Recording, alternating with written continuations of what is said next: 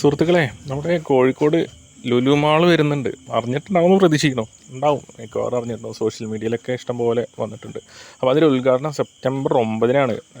കോഴിക്കോട് മാങ്കാവിലാണ് അത്രയും വലിയ ഒരു മാൾ വരുന്നത്. ഏകദേശം ആയിരത്തോളം വാഹനങ്ങൾക്ക് പാർക്ക് ചെയ്യാനുള്ള സൗകര്യവും പിന്നെ ഫുഡ് കോർട്ട്, അങ്ങനെ ഒരുപാട് ഫെസിലിറ്റീസും ആയിട്ടാണ് ഇവിടെ ഇത് വരുന്നത്.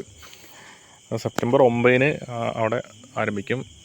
കോഴിക്കോടെന്ന് പറഞ്ഞാൽ തന്നെ മാളുകളുടെ ഒരുപാട് മാളുകളുണ്ട്. ഏകദേശം 10-ൽ കൂടുതൽ മാളുകളിപ്പോൾ ഓൾറെഡി കോഴിക്കോട് ടൗണിൽ തന്നെയുണ്ട്. അതിൻ്റെ കൂട്ടത്തിലേക്കാണ് ഇപ്പോൾ നമ്മുടെ യൂസഫ് അലി സാറിൻ്റെ ഈ ലുലു മാളും വരുന്നത്. അപ്പോൾ എന്തായാലും ഒരു വേറിട്ട അനുഭവമായിരിക്കും. നിങ്ങൾക്ക് എല്ലാവർക്കും അറിയാവുന്നതാണല്ലോ തിരുവനന്തപുരത്തും പിന്നെ കൊച്ചിയിലൊക്കെ ഉള്ള മാളിൻ്റെ കാര്യം.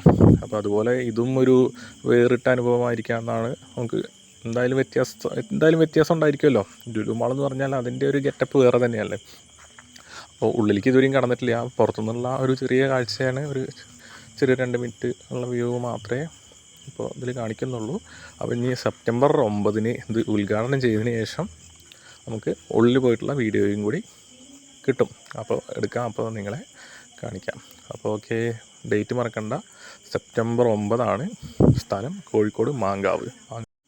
അപ്പോൾ ലുലു മാൾ ആണ്. സഹകരിക്കണം എന്നൊന്നും പറയേണ്ട ആവശ്യമില്ല, എല്ലാവരും സഹകരിക്കുമല്ലോ ഓൾറെഡി.